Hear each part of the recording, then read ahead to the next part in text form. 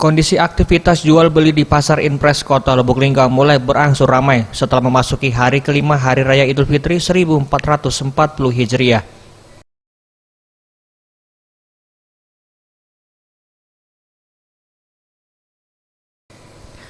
Meski terlihat sebagian besar para pedagang sudah mulai menjajakan dagangannya, namun tampak terlihat beberapa lapak para pedagang hingga kios toko masih tutup lantaran masih merayakan hari Lebaran. Menurut salah seorang pedagang, Ahmad Maid, mengaku memang pada saat ini aktivitas di Pasar Impres sudah mulai berangsur ramai. Sudah mulai Mulai banyak. ya, mulai banyak. Sejak kapan, Pak? Dari kemarin, Kemarin, Pak. yo Sabtu,